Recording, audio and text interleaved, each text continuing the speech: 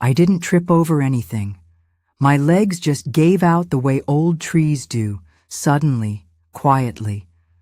I felt the cold tile meet my skin before I even knew I was falling. My wrist hit hardest, a dull throb pulsing under my sweater sleeve. But that wasn't what made me freeze. It was his laugh. A short one. Sharp.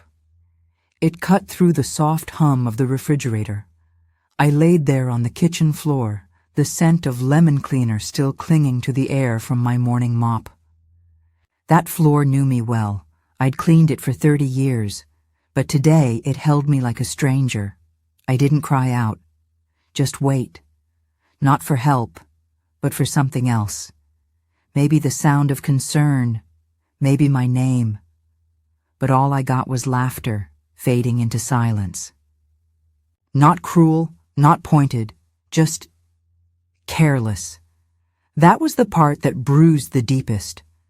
The silence right after the fall felt long enough to grow roots. I stared at the floor's pattern, tiny flecks in the linoleum swirling in and out of focus. And then, finally, his voice. "You okay?" He said it like he'd misplaced his keys. Not urgent, not scared, just slightly amused. I didn't answer right away. I just blinked, slowly, still lying there, wondering how we got here, how I became someone to check on late instead of someone to catch mid-fall. I used to be his first thought. Now, I was just an interruption to his afternoon. I looked up at him, tall now, broad-shouldered, nothing like the little boy who once ran to me with scraped knees and trembling lips. When he was 4, he fell down the front porch steps. Not hard, but hard enough to cry. He flung himself into my lap, his face sticky from popsicle and tears. "You're magic," he whispered. "You make it better." I was his anchor then. Now, he reached down and offered a hand. Not quick, not worried, just dutiful. His eyes already somewhere else. Maybe his phone, maybe his to-do list. I took his hand, let him pull me up.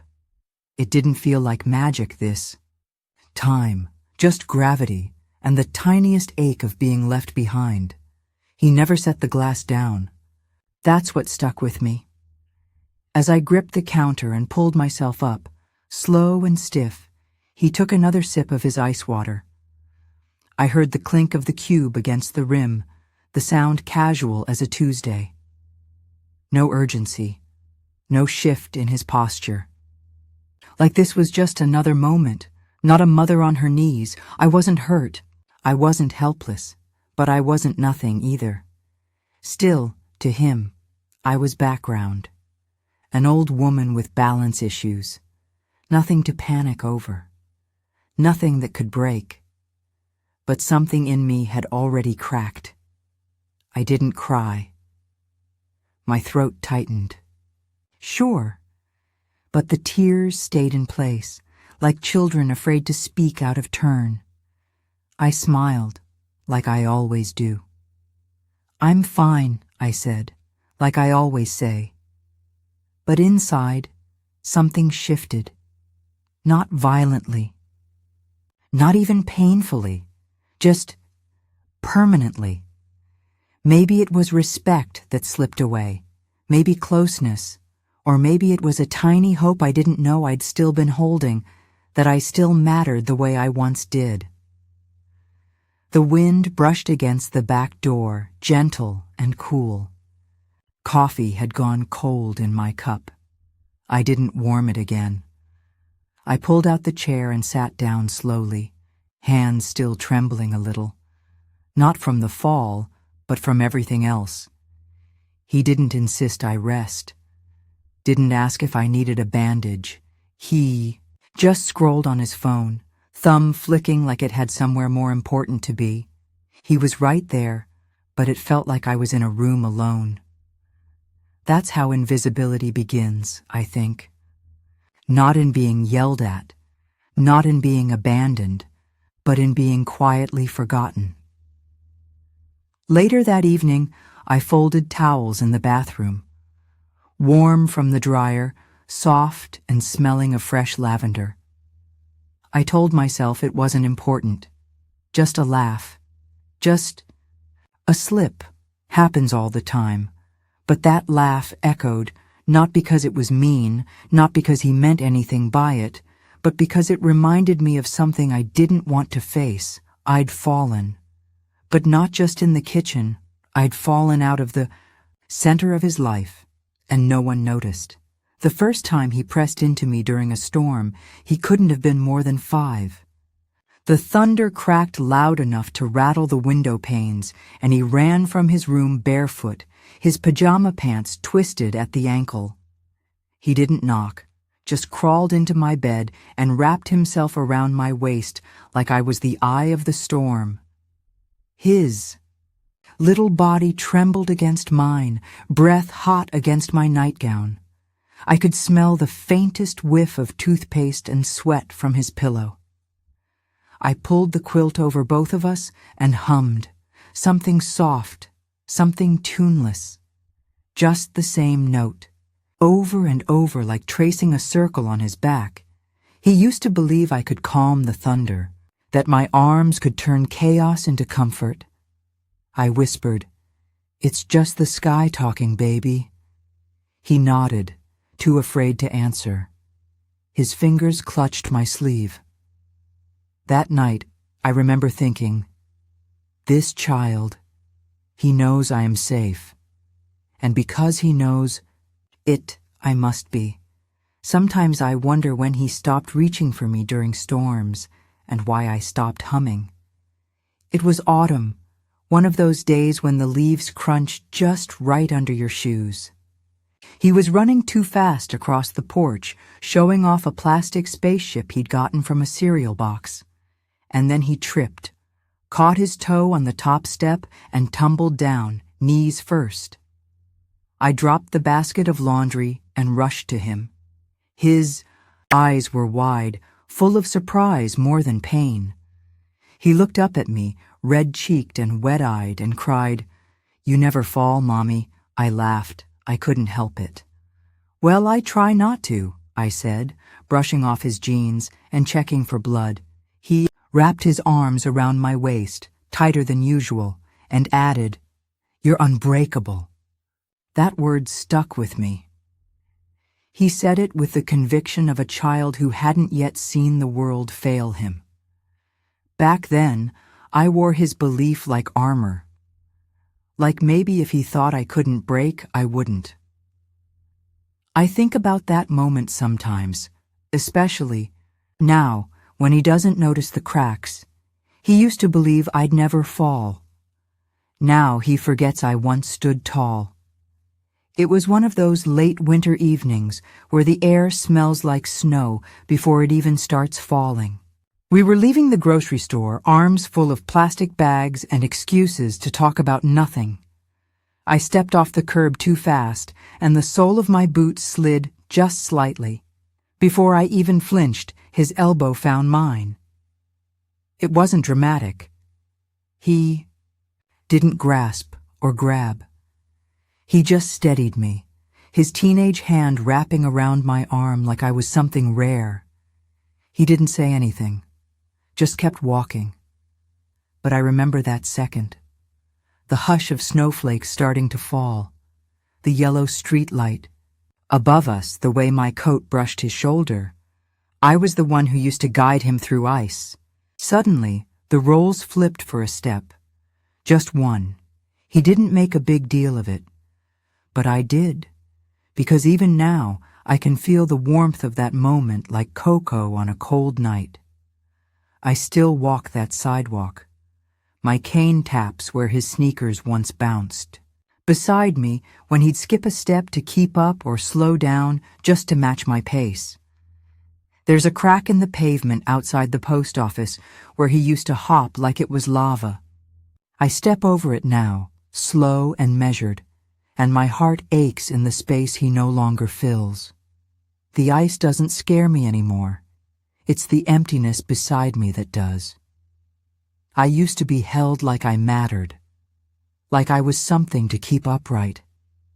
Now, I walk that same stretch of sidewalk alone. The same wind tugs at my scarf. The same sky watches over me. But the boy is gone, and in his place, a man who's forgotten how closely we used to walk.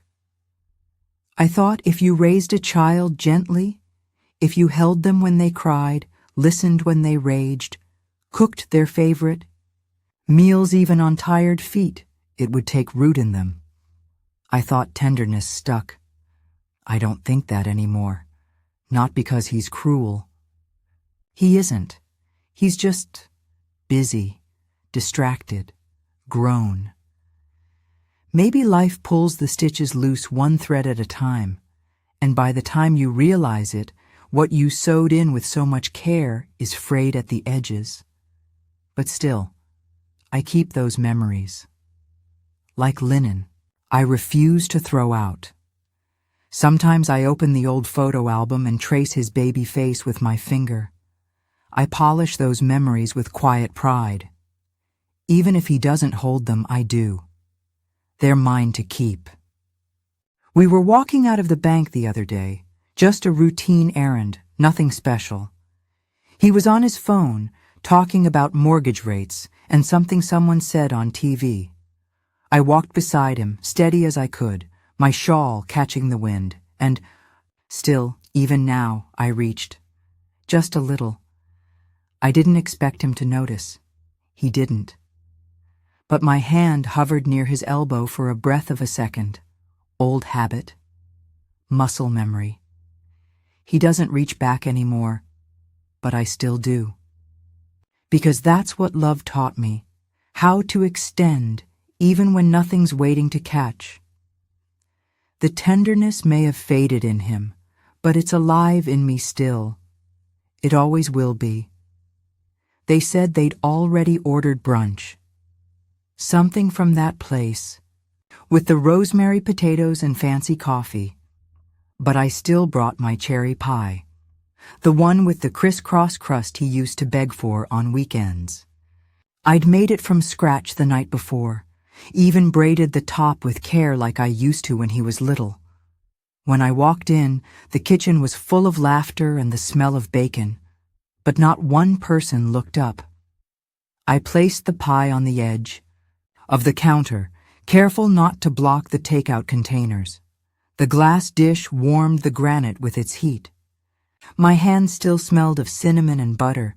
No one asked what I'd brought. I smoothed down my blouse and smiled softly. I wasn't expecting a parade, but I thought maybe someone would remember it was his favorite.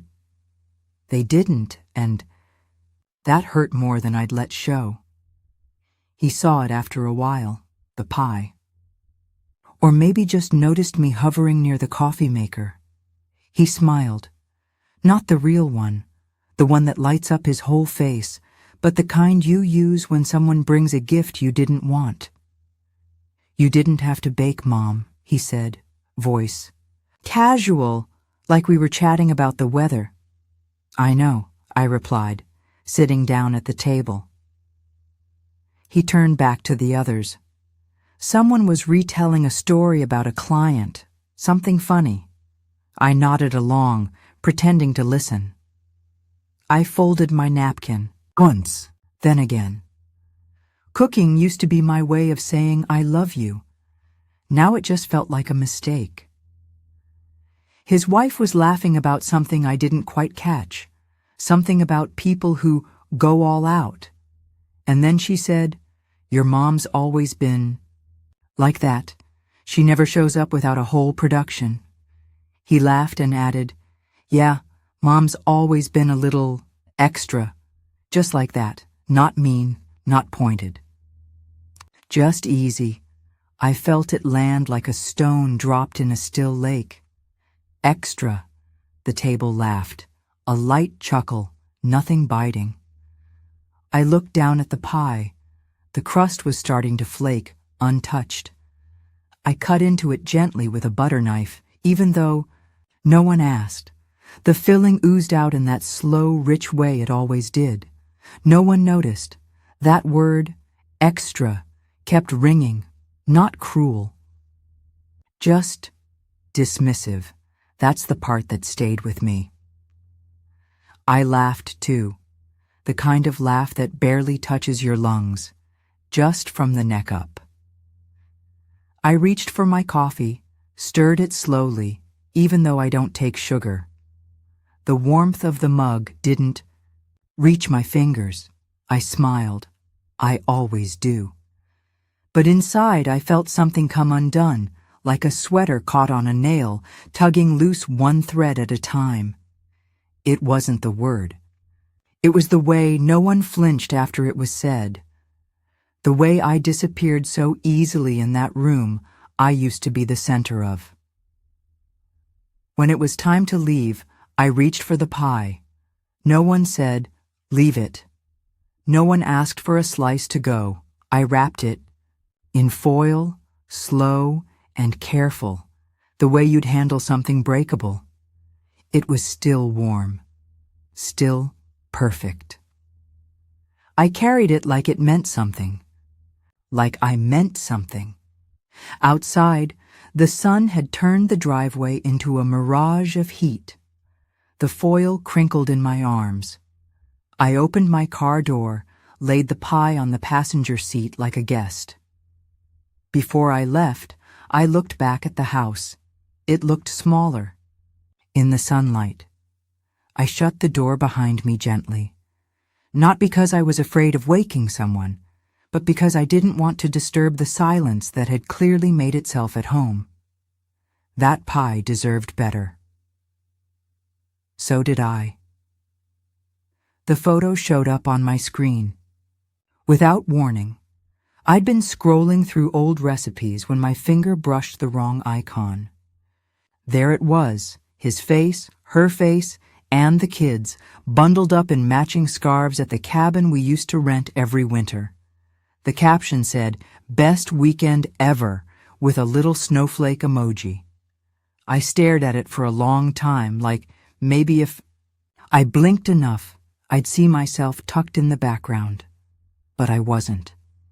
I hadn't been invited. The cold I felt had nothing to do with snow. It was the kind that starts behind your ribs and settles into your breath. I turned down the volume on the TV, not that I'd been listening. The glow of the screen painted the walls in a soft, unbothered blue. I set the phone down on the armrest, gently, like it might break. Or I might. They didn't just go without me. They didn't even remember to tell me they were going. Later, when I asked him about it, casually, gently, he didn't flinch. Didn't look surprised. He just shrugged. "We thought you'd be too tired, Mom." He said it like he was sparing me, like I should thank him for assuming I'd prefer to sit it out. I stirred my tea, already gone cold. "Tired," I said, smiling, the way mothers do when they don't want to cry. I didn't say how often I stay tired because I wait to be needed. I didn't say I would have packed my bag just to hear the grandkids laugh.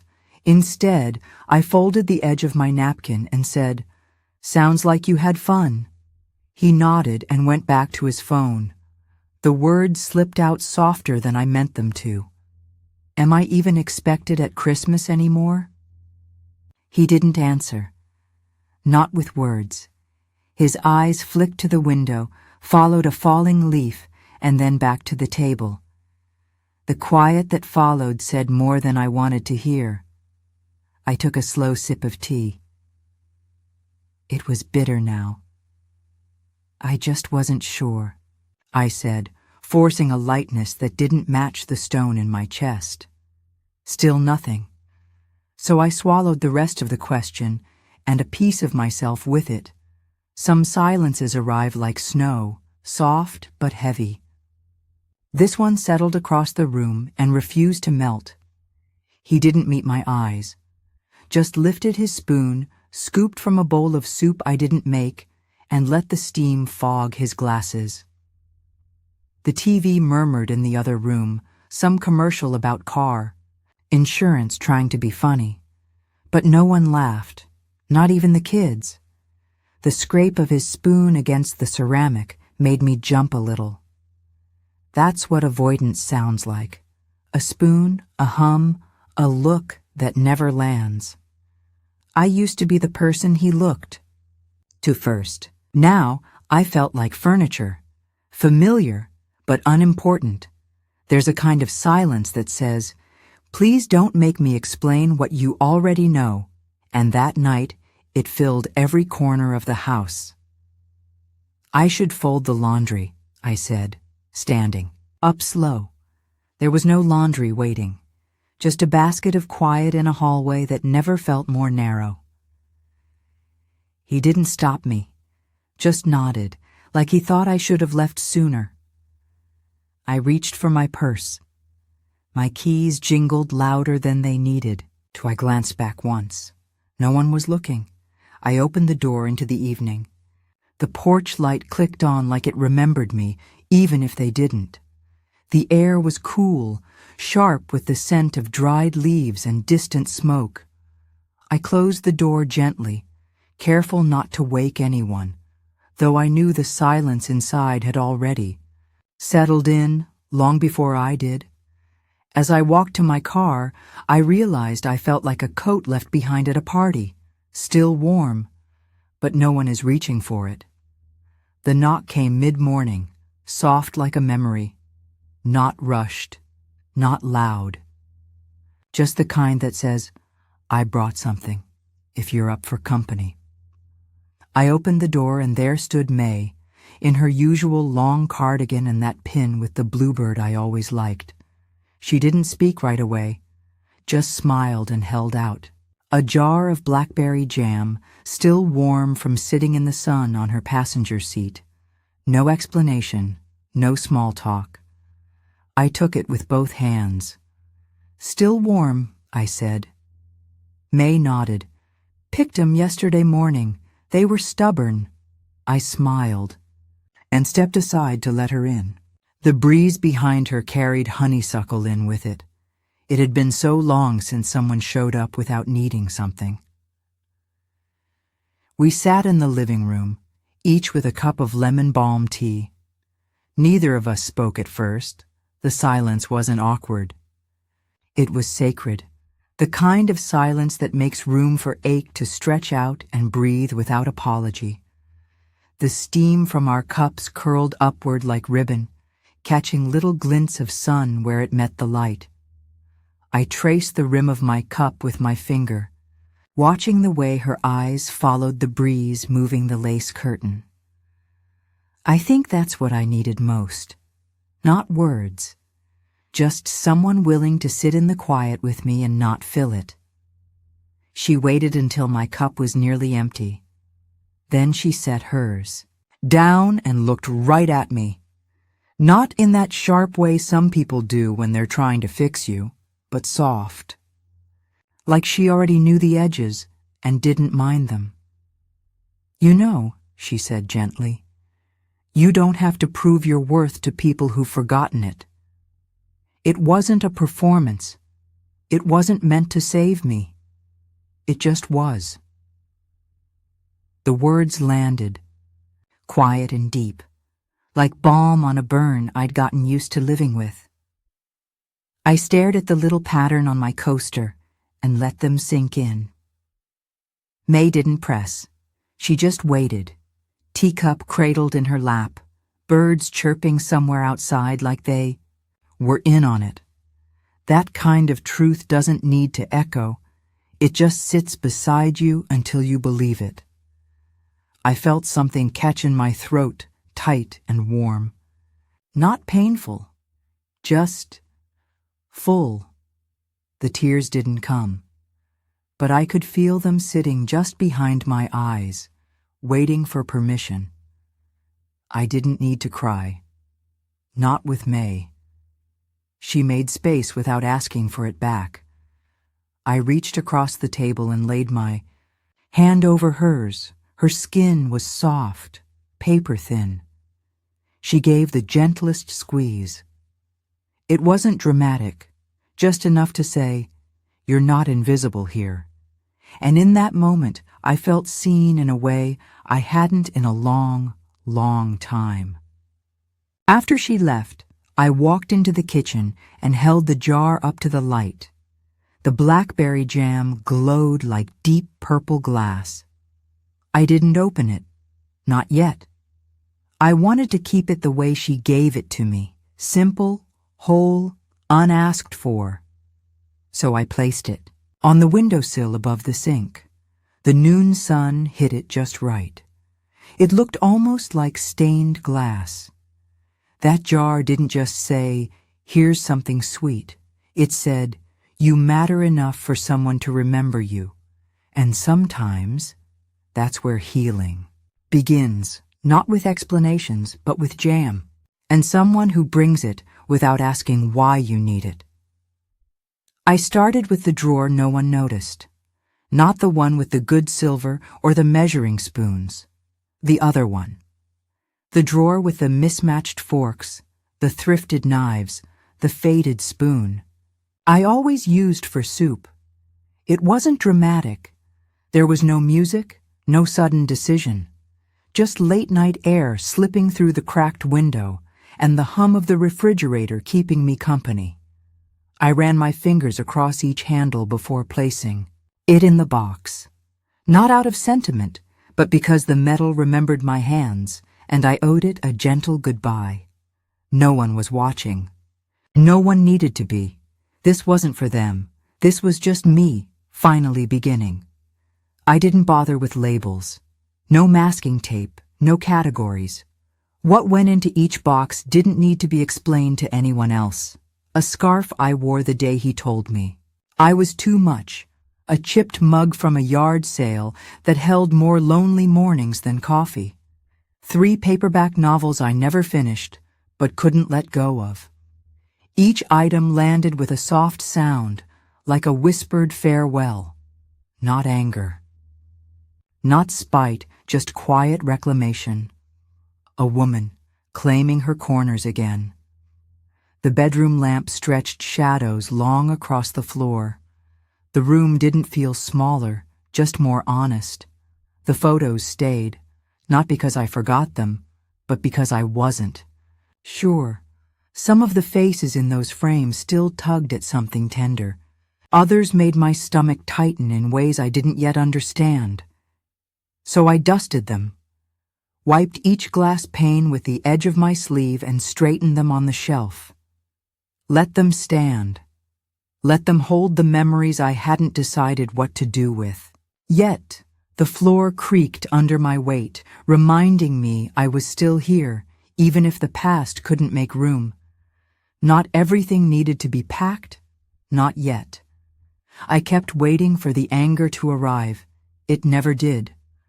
I thought it would come crashing in, loud, red righteous.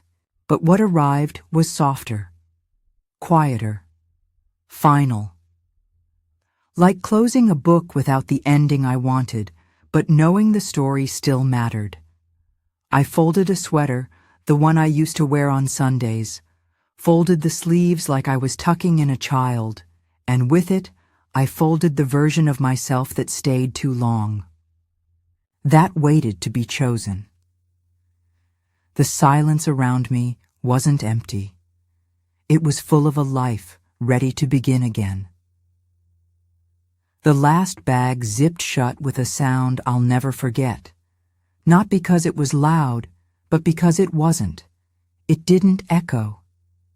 It didn't announce anything. It is simply sealed. I stood there for a while, staring at the suitcase by the door.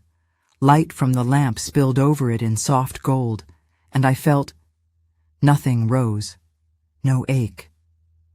No guilt, just readiness, like I had already left the room, even though my body hadn't moved. The key turned quieter than I expected. No struggle, no jolt. Just a soft click, like the house had been waiting for me. I stood there for a moment on the porch, the lake wine brushing my cheeks, holding my breath like I was entering a sacred place. And maybe I was. The door opened smooth, hinges sighing instead of groaning. There was dust on the windowsills and old pine scent in the air, but not a single part of it felt cold. It didn't smell abandoned. It smelled like space. I stepped inside and let the wooden floor take my weight. My breath deepened. Not on purpose. It just happened. The air felt generous, roomy. No one welcomed me, and still, I felt received. With every step, the floor creaked softly, like a laugh from an old friend who hadn't spoken in years. I smiled. I'd spent so long walking on eggshells, tiptoeing through rooms I wasn't sure I was wanted in.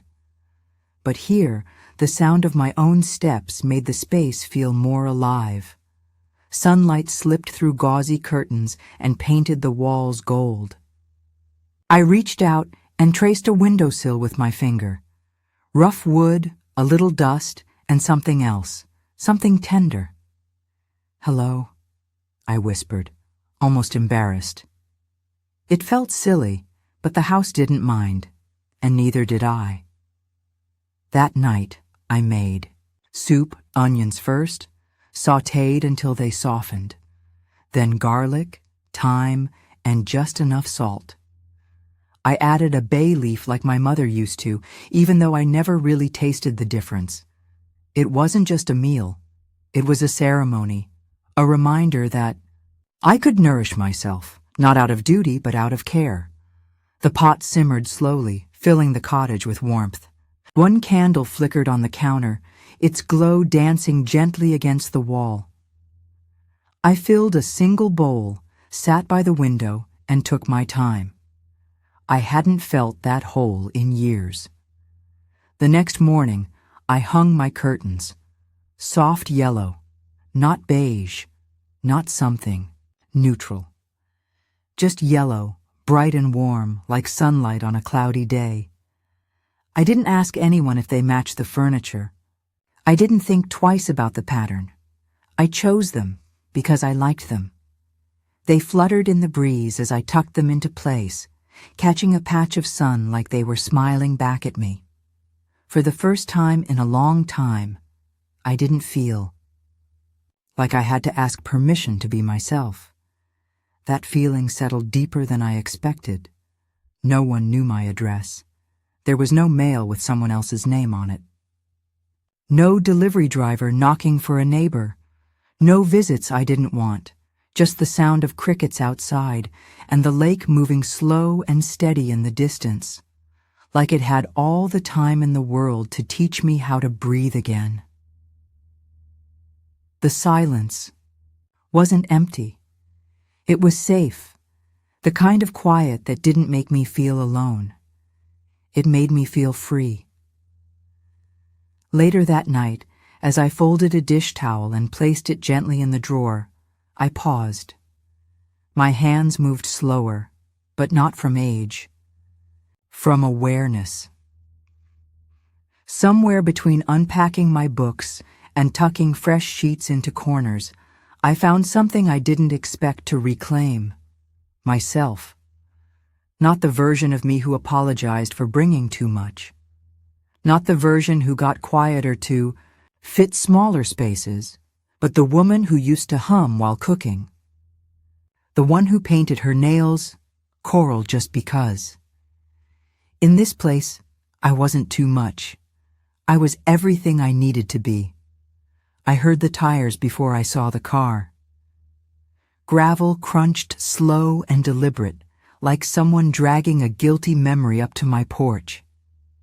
The sound stirred the wind in the pine branches, sending a few needles dancing down to the railing. He didn't call, just showed up, like this house still belonged to the woman who waited with warm pie and second chances. I stayed seated in my locker. Let the breeze speak first. The lake shimmered in the distance, still and unfazed. He wasn't unexpected, just unnecessary. He stepped onto the porch and looked around like the place had betrayed him. "So, this is where you went," he muttered. "No hello." His eyes flicked over the wind chimes that never stopped singing, the worn quilt folded on the swing, the teacup balanced in my palm. He didn't say it, but I could hear it in his silence. This wasn't what he pictured when he thought of me alone. He looked at my life like it needed explaining, like he'd somehow been left out of blueprints he never helped draw. I didn't. Ask if he wanted tea. I just poured it. Same pot I'd made for myself. Same routine I'd followed for decades. But this time, I moved without the old difference. He took the cup out of habit, not thanks. Sipped once, made a little face. Too strong for his liking. He didn't say anything. I watched his hands fidget, tapping against the wood table like he needed something to anchor him. Those same hands once laced little sneakers around his chubby feet, kneeling at my side like I was his whole world. Now they searched for control in a space that no longer bowed to him. He set the cup down and rubbed the back of his neck. "I just didn't expect this," he mumbled. The words weren't cruel, just tired, disoriented, like I had changed the rules of a game he'd assumed he was still winning. I stirred my tea slowly, didn't rush to explain myself, didn't shrink. Sometimes silence is the kindest boundary we can offer. I let mine hold the weight of everything I no longer had to justify. I looked him straight in the eye, not with anger, but with clarity. "You called me extra once," I said, my voice soft but certain. "I think this house is a little extra too." He blinked, opened his mouth.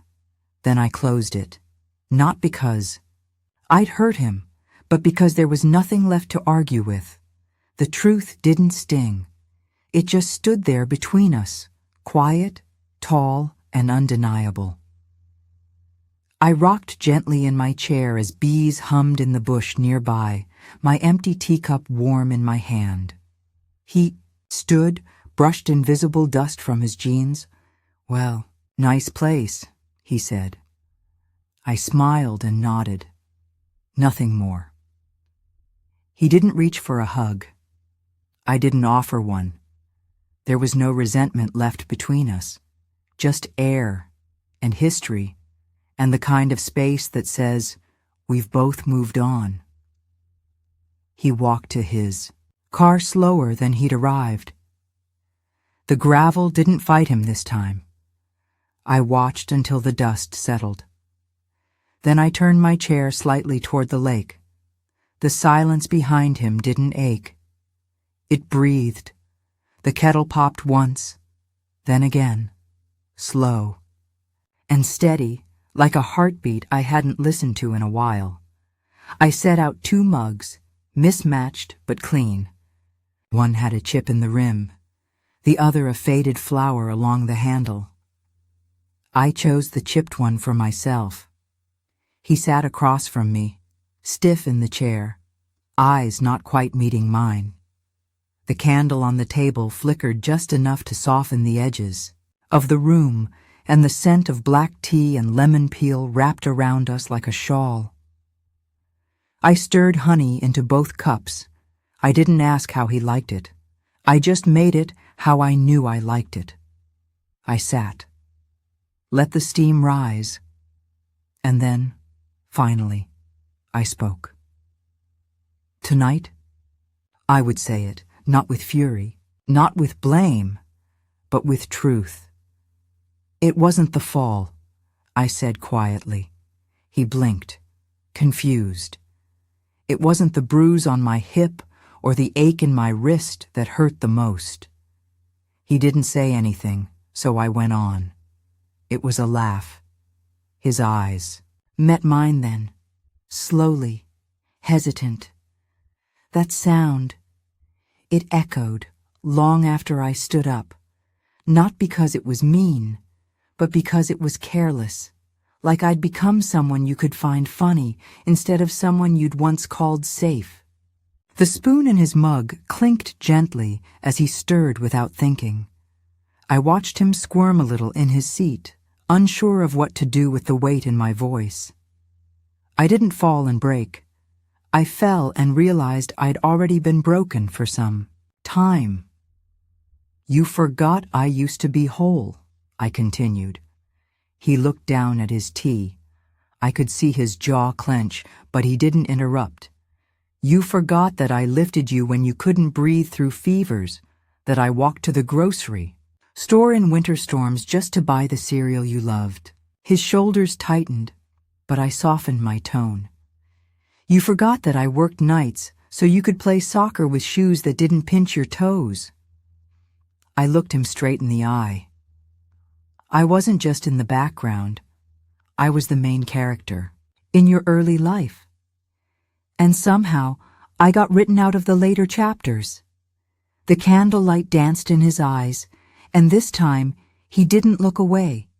He didn't defend himself, didn't say, "That's not how it was," or, "You're taking it the wrong way." He just listened. And in that silence, something opened.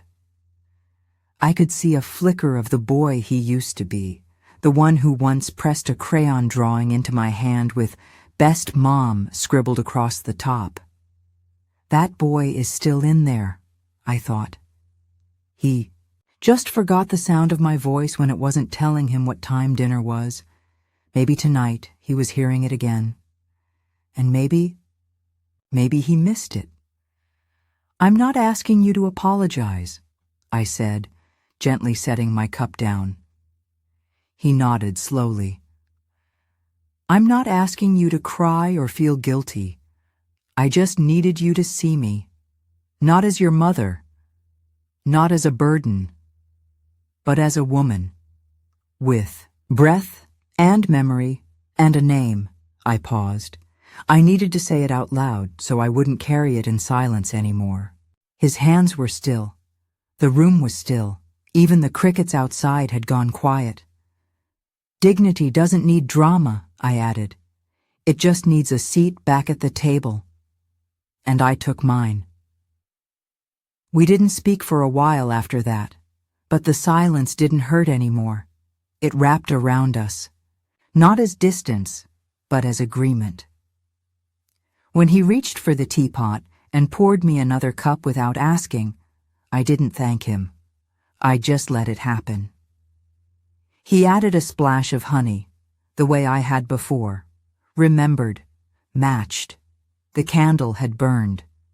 Low wax puddling at the base. The breeze from the lake stirred the curtain behind me, cool and quiet. He looked at me, not with confusion, not with guilt, just presence. We sat that way for a long time, and in that stillness I felt something loose inside me. Not forgiveness, not yet, but something close.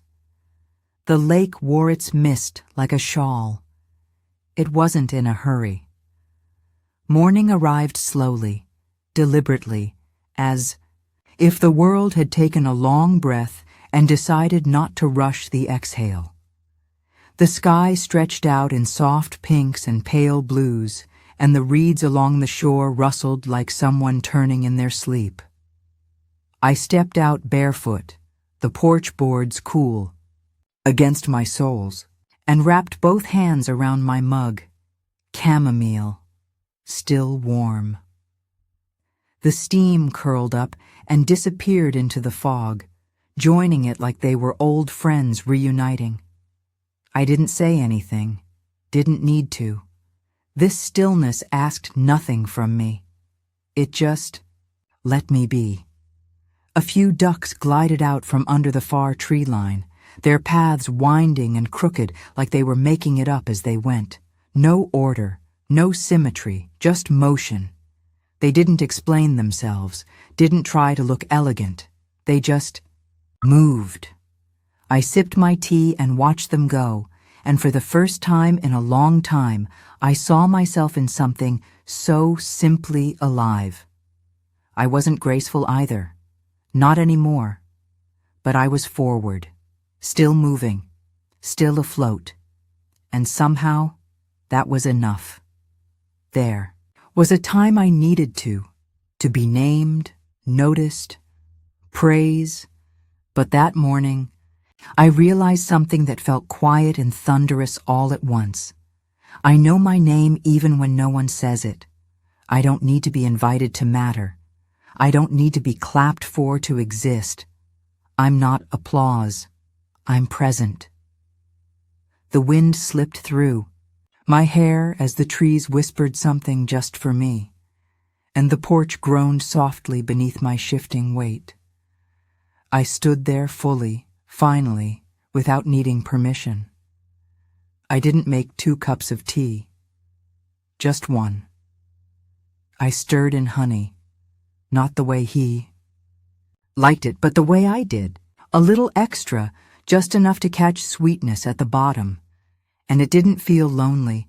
It felt complete. My mug was heavy, but my hands were steady. I brought it back out to the porch, sat down, and let the golden light kiss the rim. For the first time in too long, I wasn't making something for someone else. This was mine, and it was good. I didn't replay the conversation from the night before, didn't unravel what I should have said, or how he should have looked more sorry. I didn't rehearse, didn't rewrite. I let it be what it was, a moment spoken, a truth handed over, a weight removed. The past has its place, but it doesn't get to sit beside me at sunrise. I leaned back in my chair and let the soft shimmer of the lake hold me instead. All my life, I was the glue, the giver, the one who filled in the silences, and passed the napkins and made sure everyone got seconds. And I'm proud of that. But that morning, I realized being needed and being seen are not the same thing. Need fades. It turns into convenience, into expectation. But being seen?